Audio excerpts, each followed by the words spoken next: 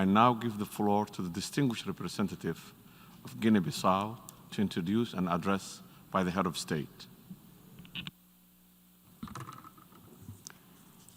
Mr. President, I have a great honor to introduce the pre-recorded statement by His Excellency Mr. Umar Sissoko Embalo, President of Republic of Guinea-Bissau, at this general debate of 75th session of the United Nations General Assembly.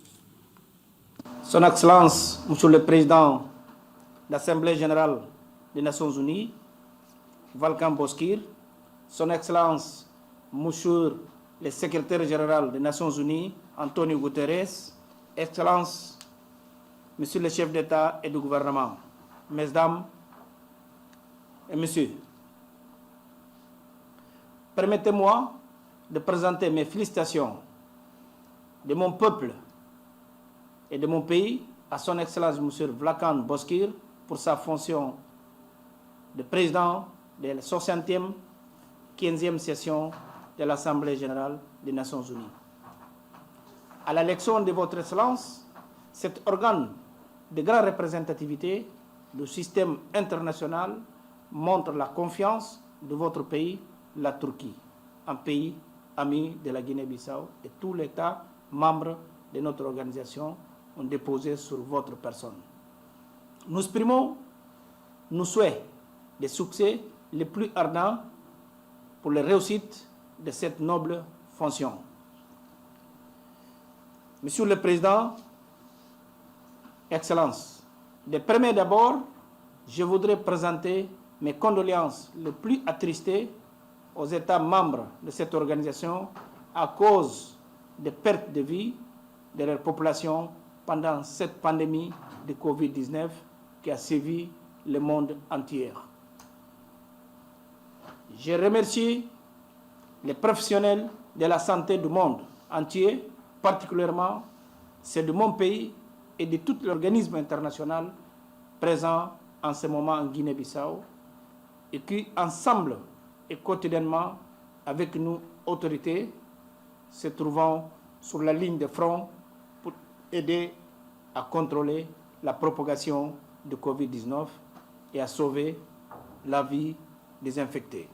L'agenda de la session spéciale de l'Assemblée générale des Nations unies pour discuter sur le Covid-19, c'est une de grande importance. Aussi, nous devons tout coopérer avec la communauté scientifique dans ses efforts de recherche, de solutions et d'appui aux plus vulnérables pour faire face aux impacts négatifs immédiats de Covid-19. En assistant au renforcement des systèmes de santé et aussi au développement et la distribution équitable de traitements et de vaccins. Les défis rencontrés quotidiennement dans les différentes parties du monde aussi équidistants qu'ils semblent dans le monde globalisé dans lequel nous vivons aujourd'hui doivent éveiller les consciences qu'ils pourront finir par être des problèmes communs.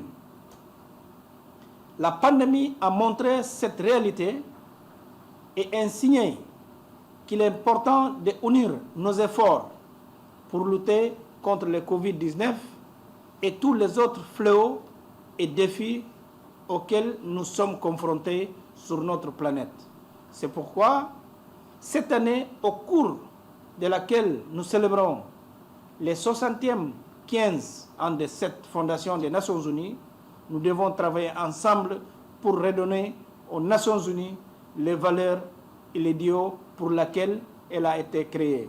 Dans le but de parchever, nous voulons et que nous avons réellement besoin pour orienter et combattre les adversités globales de l'actualité. C'est le moment de renouveler nos engagements et renforcer le multilatéralisme. C'est seulement aussi que nous pourrons avancer avec l'agenda humanitaire en tenant en compte des vulnérabilités, promouvoir l'égalité du genre et finalement atteindre l'agenda 2030 pour le bien-être de tout.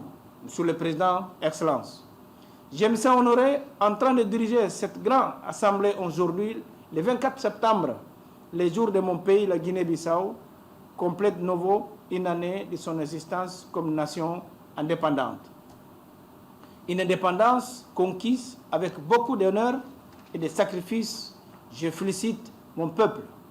Pendant ces 46 années de notre histoire, notre pays a vécu des moments difficiles à la recherche de son chemin de la stabilité et du développement durable pour le bien-être de ses filles.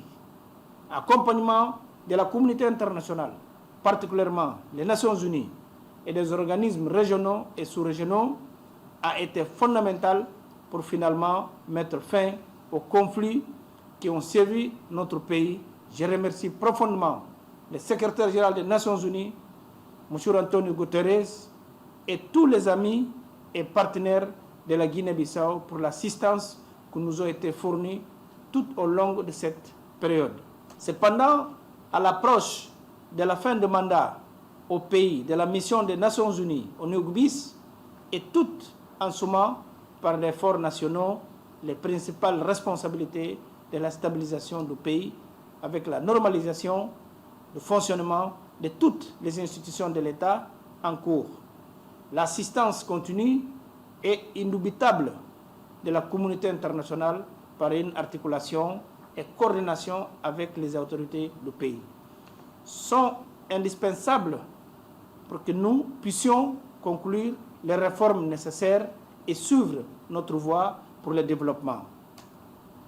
Dans ce contexte, je voudrais encore profiter de cette noble tribune pour réaffirmer à mon peuple ma présidence. Je ferai le mieux pour tourner cette triste page de crise et conflits de notre histoire et travailler main dans la main avec tous les Guinéens pour relever les défis de reconstruire une nouvelle Guinée-Bissau, conscient de nos problèmes, mais avec une force collective, nationale, aussi bien dans le pays qu'avec la diaspora, afin de cheminer ensemble et garantir un futur meilleur pour les générations futures. L'année 2020 a été une année de défis pour le monde, sans exception, mais qui s'est avérée plus dure pour les plus fragiles, comme la Guinée-Bissau, un pays avec vulnérabilité extrême pour être un pays africain, sort des conflits et un pays moins avancé et un petit État insulaire en développement, SIDS, avec des risques énormes résultant des changements climatiques. La pandémie de Covid-19 est venue s'ajouter aux fragilités déjà existantes, finissant par affecter encore plus les problèmes socio-économiques du pays et de la vie de nos populations. Avec la volatilité de la chaîne d'approvisionnement et des prix des marchandises qui a influencé de manière négative le commerce international, la Guinée-Bissau, un pays dépendant de l'agriculture et de ses œufs, et n'a pas été épargné. La campagne des noix de cajou, son principal produit d'exportation, a été gravement affectée, ce qui a reflété de manière négative sur l'économie et le bien-être de son peuple. Cette croissance négative est en train d'influencer les tendances de la pauvreté dans beaucoup de pays comme le nôtre, en mettant en risque ceux qui se trouvaient déjà sans protection sociale. Les changements climatiques sont une réalité irréfutable, qui bien qu'ils soient déjà ressentis dans les pays insulaires en développement. Dans la Guinée-Bissau, le gouvernement a élaboré des stratégies nationales et des politiques sectorielles avec les partenaires internationaux pour faire face à ces défis. Il y a aussi mes œuvres des plans d'adaptation au changement climatique au moyen et long terme. Elle a donné une extension de plus de 26% au système national des aires protégées terrestres et marines, entre beaucoup d'initiatives comme la contribution pour l'atténuation des gaz à effet de serre et NDSS. Monsieur le Président, Excellences, l'égalité des sexes, c'est un sujet de grande importance pour la Guinée-Bissau. La participation de la femme est notaire dans la sphère de notre société depuis la période de la lutte pour l'indépendance dont nous célébrons encore aujourd'hui une année de plus.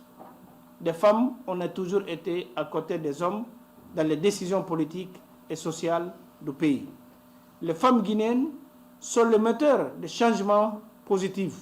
Elles sont des meilleures médiatrices des conflits, promotrices de dialogue et pacificatrices. Dans ces nouveaux chemins de renouveler nos engagements avec le multilatérisme, les femmes doivent avoir une place prioritaire comme une des principales forces motrices. L'autre groupe de grande importance, c'est la jeunesse, qui dans beaucoup de nos pays compose la majorité de la population en Guinée-Bissau. Nous comptons avec la force et l'importance de cette couche de notre société et sa participation a été positive dans le processus de dialogue pour la paix et la stabilité. Nous comptons sur notre jeunesse et exhortons nos partenaires au développement de continuer de nous assister avec des instruments comme l'éducation qualifiée et des technologies pour mieux habiliter nos jeunes et les aidant par cette forme non seulement à réduire les taux de chômage dans notre pays, mais aussi garantir un futur brillant pour la génération nouvelle. Nous ne pouvons pas parler de multilatéralisme, donc en permettant que continue l'embargo économique et financier à un des plus solidaires membres de notre organisation, le Cuba, qui malgré l'impact négatif de cet embargo a été champion dans toutes les luttes sanitaires mondiales et surtout pendant cette pandémie de Covid-19. Le Cuba reste toujours sur la ligne de front pour aider le monde. Nous demandons que l'embargo économique et financier imposé à Cuba par les États-Unis soit levé sans délai. Le peuple cubain mérite l'occasion de profiter au maximum de son potentiel, chercher librement les relations économiques avec les autres États et peuples.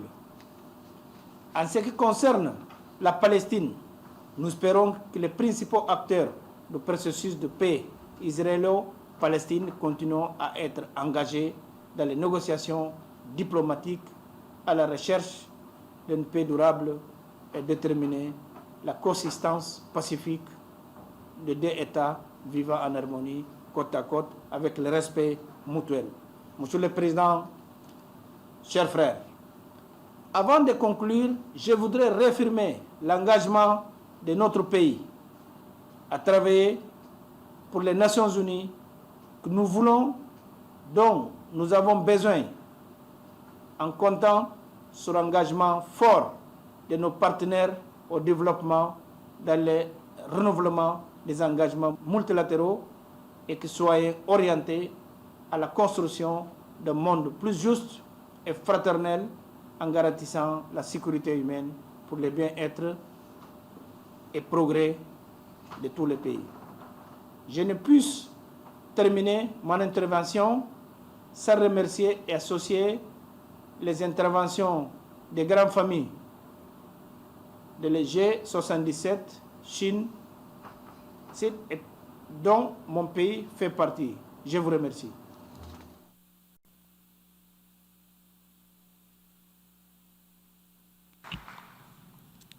On behalf of the General Assembly, I wish to thank the President of the Republic of Guinea-Bissau for the statement just made. I now give the floor